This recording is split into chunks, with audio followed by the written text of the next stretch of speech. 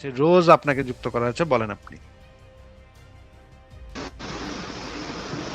আমাকে কি শোনা যাচ্ছে? হ্যাঁ, শোনা যাচ্ছে, বলেন। ভাইয়া, আমার একটা কথা বলার ছিল। হ্যাঁ, বলেন। আপনি তো বলছিলেন শান্তনু নাকি 7 দিনের মধ্যে ইউনিভার্সিটি ছাড়া করবেন। অনেকদিন তো হয়ে গেল, করতেছেন না কেন? আপু, এই টাইপের লোয়ার লেভেলের চুনাহাগাদেরকে নিয়ে তো আমরা ব্যস্ত থাকি না, আমাদের তো অনেক জরুরি কাজ আছে। আমি হচ্ছে গিয়ে আহ, মানে এই টাইপের লোয়ার লেভেলের একেবারে থার্ড ক্লাস লেভেলের চুনাহাগা, এদেরকে এত পাত্তাও তো আমরা আসলে দেই না, ঠিক আছে। যে হ্যাঁ ভাইয়া, এগুলা আমি তো আমরা সেটাই একটু বললাম, আপনি পাত্তা দিবেন একটু কেন তাদেরকে? তাদেরকে কথার আপনার কথার যোগ্য মাঝখানে নাকি? কথার মাঝখানে কথার মাঝখানে কথা না বললে ভালো হয়।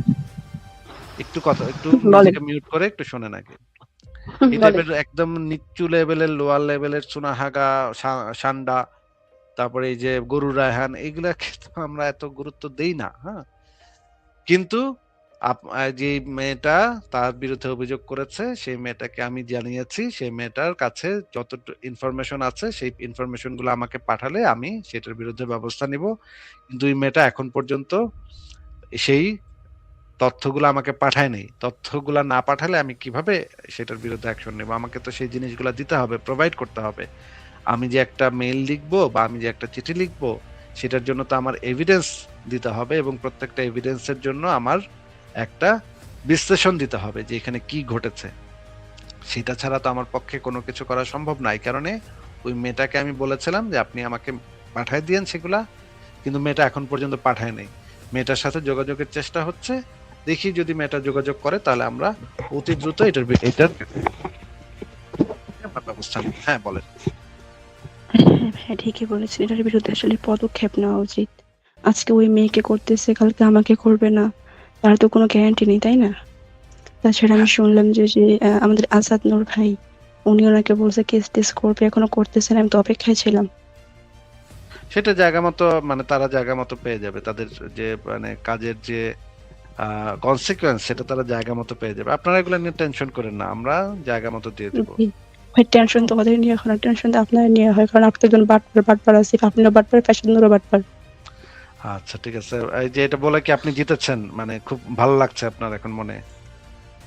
হ্যাঁ, ভালো তো লাগবে, বাটপারকে বাটকা ওয়াও, বাটপার বলে তো ভালো ওয়াও, লাগবে, জিতে তাই না? গেছেন, আপনার ইসলাম জিতে গিয়েছে, আপনার নবীর লুঙ্গিটা বাঁচাতে পেরেছেন। ইস, আপনার নবীকে যে আমরা প্রতিদিন বেইজ্জত করি, প্রতিদিন ন্যাংটা করে পিটাই, আহারে আপনি আমাকে এটা বলতে পেরে কতটা সুখ লাগতেছে আপনার মনে। আপনার তো মনে হচ্ছে অর্গাজম হয়ে গেছে, তাই না?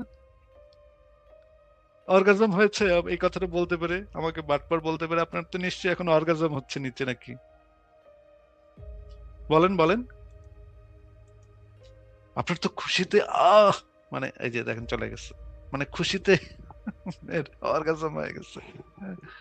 বাটপার বলতে পেরেছি, আসিফের লাইফে গিয়ে তাকে বাটপার বলতে পেরেছি। এই যে চলে গেছে, পলাইছে। থাকতেন আর একটু, আমরা আপনাকে আর একটু ধলাই টলাই করতাম।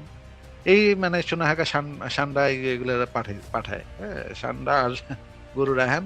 আপনারা তো নিশ্চয়ই দেখেছেন যে তারা কিছু মেয়েকে এই যে এই কাজে লেলাইছে, এই যে শিবিরের যে কিছু মেয়ে তাদেরকে এই কাজে রিক্রুট করা হয়েছে, এবং তারা নিয়মিত নাস্তিকদের লাইভে গিয়ে গালিগালাজ করে এবং নাস্তিকদেরকে চিঠি পাঠায়, মেসেজ পাঠায়। আমাকেও কয়েকটা মেয়ে ইনবক্সে বেশ কিছু ছবি টবি পাঠাইছে, হ্যাঁ, মানে ইয়া করার জন্য আমার সাথে ভিডিও চ্যাট করবে, হ্যাঁ, ইমো ইমো চ্যাট করবে। ভাই, কিন্তু সমস্যা হচ্ছে এই এই টাইপের বস্তি বস্তির সাথে আমি ইমো চ্যাট করবো, এটা এরা ভাবলো কিভাবে? মানে পাঠাইবেন তো পাঠাইবেন ভাই, একটু ভালো দেখা পাঠান, একটু মডেল টডেল পাঠান, সিনেমার নায়িকা টাইকা পাঠান। কি বস্তি টস্তি পাঠাইতেছেন, এগুলো তো একের লোয়ার লেভেলের বস্তি টস্তি।